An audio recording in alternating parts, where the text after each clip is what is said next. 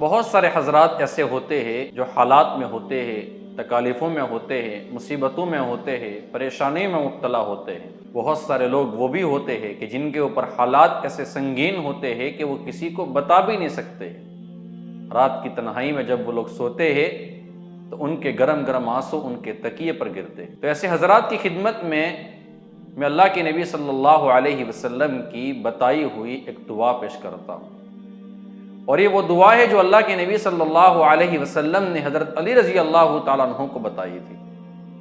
اب روایت کا خلاصہ سن لیجئے۔ ابن السنی نے اس روایت کو نقل کیا ہے۔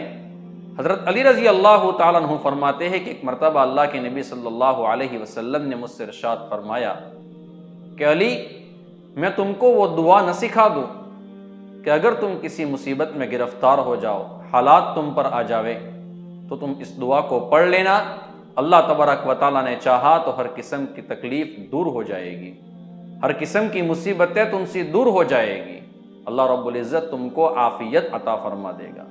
حضرت علی نے فرمایا یا رسول اللہ ضرور بتا دیجیے۔ تو اللہ کے نبی صلی اللہ علیہ وسلم نے یہ دعا بتائی۔ اب دعا کے الفاظ اچھی طریقے سے سن لیجئے۔ بسم اللہ الرحمن الرحیم ولا حول ولا قوة الا باللہ العلی العظیم۔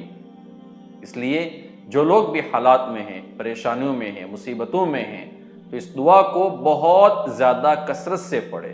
اٹھتے بیٹھتے اس کو پڑھتے رہنا چاہیے، چلتے پھرتے اس کو پڑھتے رہنا چاہیے۔ جتنا زیادہ آپ اس دعا کو پڑھ سکتے ہو آپ اس کو پڑھ لو، اللہ تبارک و تعالیٰ نے چاہا تو ہر قسم کی مصیبتیں آپ سے دور ہو جائے گی۔ ہم سب دعا کرتے اللہ تبارک و تعالیٰ سے کہ اللہ تبارک و تعالیٰ پوری امت مسلمہ کو عافیت عطا فرمائے۔ آمین یا رب العالمین۔ وآخر دعوانا ان الحمد للہ رب